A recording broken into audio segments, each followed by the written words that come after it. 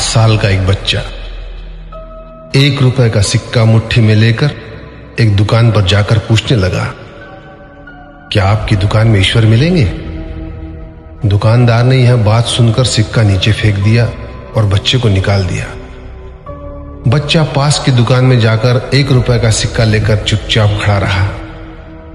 ए लड़के, 1 रुपए में तुम क्या चाहते हो? मुझे ईश्वर चाहिए, आपकी दुकान में है?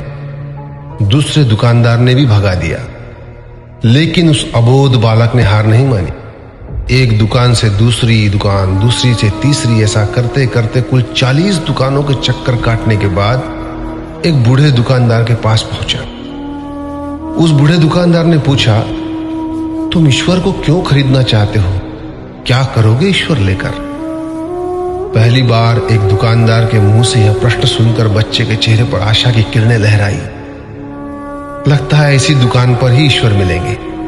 बच्चे ने बड़े उत्साह से उत्तर दिया, इस दुनिया में माँ के अलावा मेरा और कोई नहीं है। मेरी माँ दिन भर काम करके मेरे लिए खाना लाती है। मेरी माँ अब अस्पताल में है। अगर मेरी माँ मर गई तो मुझे कौन खिलाएगा? डॉक्टर ने कहा है कि अब सिर्फ ईश्वर ही तुम्हारी माँ को बचा सकते हैं। क्या आपकी दुकान में ईश्वर मिलेंगे?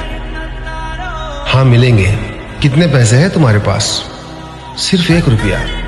कोई दिक्कत नहीं है, 1 रुपए में ही ईश्वर मिल सकते हैं। दुकानदार ने बच्चे के हाथ से 1 रुपया लिया और उस 1 रुपए के अंदर 1 गिलास पानी के अलावा बेचने के लिए उसके पास कुछ भी नहीं था। इसलिए उस बच्चे को फिल्टर से 1 गिलास पानी भरकर दिया और कहा, यह पानी पिलाने से ही तुम्हारी माँ ठीक हो जाएगी।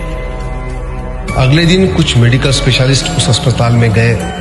बच्चे की मां का ऑपरेशन हुआ और बहुत जल्दी ही वह स्वस्थ हो गई। डिस्चार्ज के कागज पर अस्पताल का बिल देखकर उस महिला के होश उड़ गए। डॉक्टर ने उन्हें आश्वासन देकर कहा, टेंशन की कोई बात नहीं है। एक वृद्ध सज्जन ने आपके सारे बिल चुका दिए हैं, साथ में एक चिट्ठी भी दी है। महिला चिट्ठी खोलकर पढ़ने लगी। उसमें लिखा था, मुझे धन्यवाद देने की कोई आवश्यकता नहीं है। आपको तो स्वयं ईश्वर ने ही बचाया है। मैं तो सिर्फ एक जरिया हूं। यदि आप धन्यवाद देना ही चाहती है तो अपने अबोध बच्चे को दीजिए, जो सिर्फ 1 रुपए लेकर नासमझों की तरह ईश्वर को ढूंढने निकल पड़ा।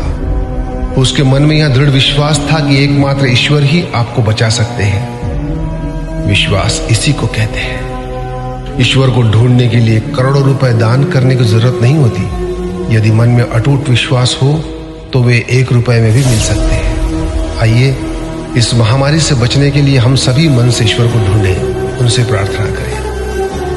आपका दिन शुभ हो।